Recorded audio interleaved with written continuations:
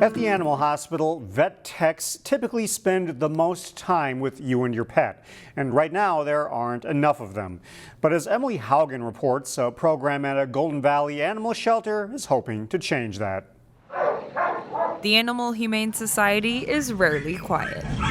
Yeah. And the surgical room, They don't have the capacity. is no exception. We're a very high volume shelter. We have a lot of animals coming in, a lot of animals coming out, which means we have a very quick turnover. In recent years, it's gotten even busier. We have a lot of animals that come into us and not enough staff to take care of them, essentially. Lymph nodes are really common. Dr. Kate Farmer and her assistants feel the strain. Animals are waiting longer to have initial exams by technicians. They're waiting longer to have behavioral evaluations and surgeries. So what that translates to is animals being in shelter in a stressful environment for longer. Vet techs are in high demand everywhere. They give medication, prepare pets for surgery, and talk with families about their pets. Really, they are the thing that keeps the shelter moving. At the Golden Valley Shelter, a new program is hoping to keep its hospital in motion. We became fully trained in as veterinary assistants, going into training as veterinary technicians. When they're done in the program, they get to slide right back into the space that they were working before, just with a little more skill. Thank you. Amanda Trostel is a veterinary assistant for now. In a few weeks, thanks to the program, she will be a vet tech. It feels really great to just kind of be able to say, you know, this is something that I've wanted to do my whole life. And then now it's 2-3 weeks away. These two are really infected. Adding much needed noise to the operating room. Vet techs are essential to veterinarians. We couldn't do our jobs without them. In Golden Valley, Emily Haugen, CCX News. Now that program is expanding to anyone, not just veterinary assistants. Anyone interested can apply to the program online. Applications close July 31st. Brooklyn Park Police are investigating a case of shots fired at one of its parks. Police responded late Tuesday night to Central Park for reports of shots heard. When they arrived, officers located evidence of gunfire near the entrance to the park and in the parking lot. According to a witness report, police say a number of people were observed running from the park and 4 vehicles seen leaving at a high rate of speed. Police say there were no reports of any injuries. By the end of the year, the Golden Valley Police Department hopes to no longer have to rely on outside help to cover patrol shifts.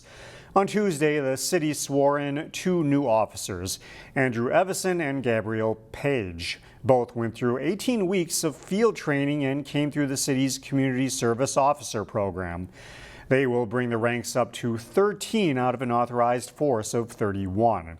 To cover the shortage, the city uses Hennepin County to cover day shifts.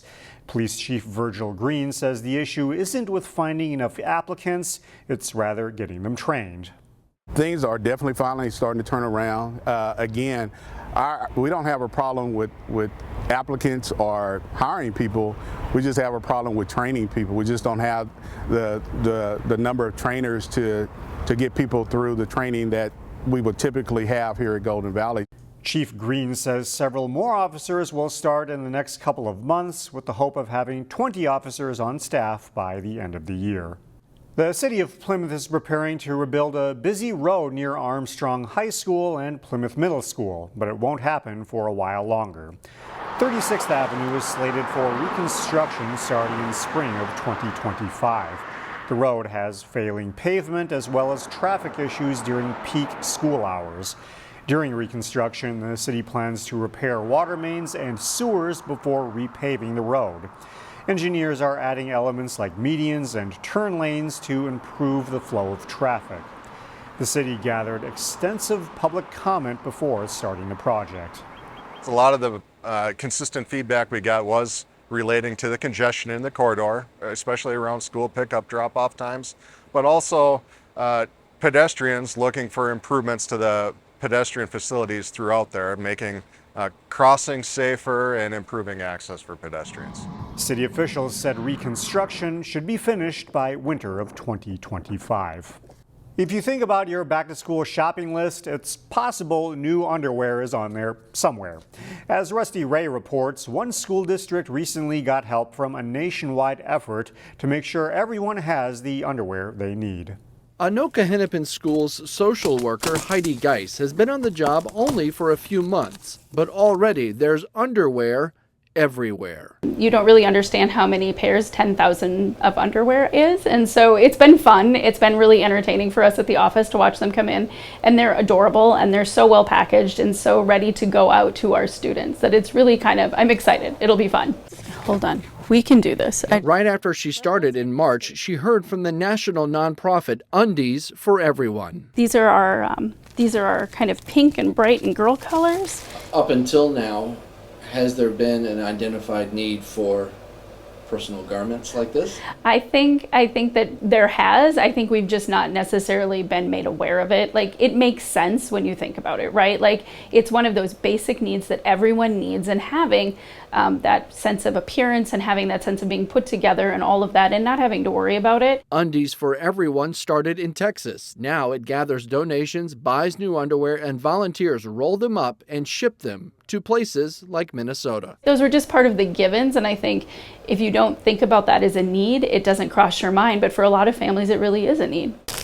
A whole pack for kids who need them. These are nice because it's a full week's worth of underwear, so it gives you some opportunity to be able to get laundry done or get to the laundromat and do that kind of thing. And school leaders can help distribute them as discreetly as needed. So we'll put basic kind of things in the backpack, and then we'll talk to the family and find out what size they need, and then we'll add some underwear in there. Back to school with everything covered.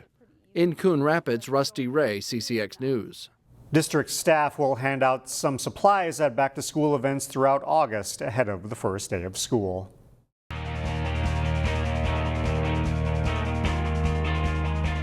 The postseason is here for American Legion Baseball with the start of the Sub-State playoffs. Two local teams competing in Sub-State 11 met in the first round Wednesday. The newest member of the CCX sports team, Chaz Moots, was there and has the highlights.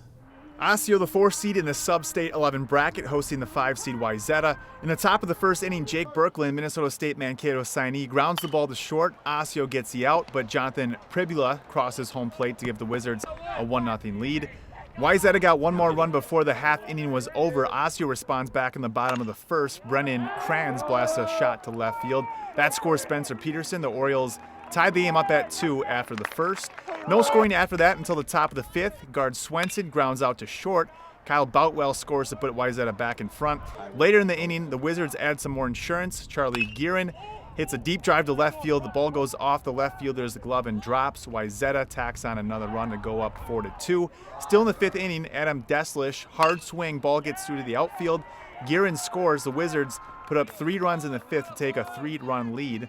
They added another in the top of the 7th. Osseo got base runners on 3rd and 2nd in the bottom of the 7th, but Swenson shuts things down with a strikeout to earn the save to give Wayzata a 6-2 win. They'll play in the winner's bracket semifinal Friday at noon. In Osseo, Chaz Moots, CCX Sports. Summertime doesn't necessarily mean free time for most high school athletes. We visited one local team this week as they train for a new season that is still a snowfall away.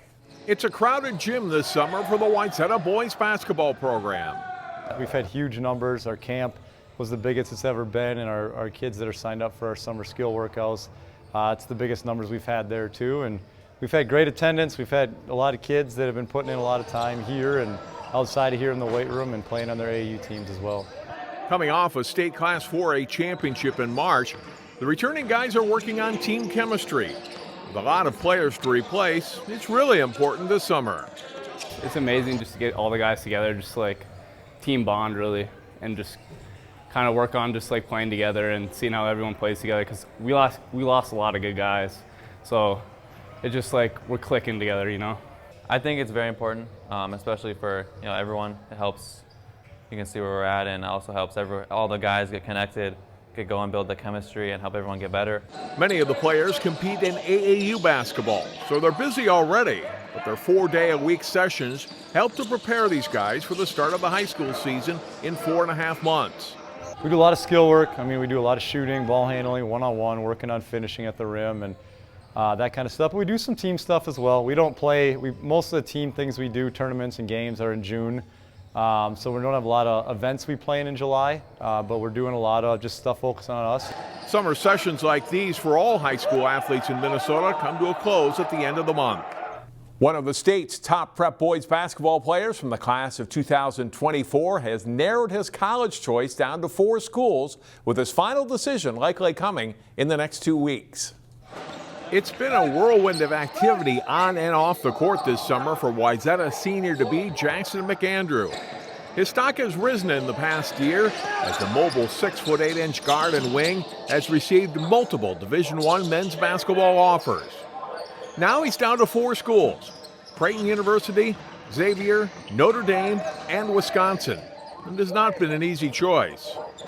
Those calls are tough to make. Those other schools that you build relationships with. But it's good. It's a good feeling. Get narrowed down now. I can really focus on those 4 schools and really figure out where I want to be in the future. Relationships with coaches, player development, and the fit within a program or team system of play are all important for the sharpshooting McAndrew. He said a final decision will likely come in about 2 weeks. John Jacobson, CCX Sports. Find more prep sports games and highlights at ccxmedia.org and follow us on social media.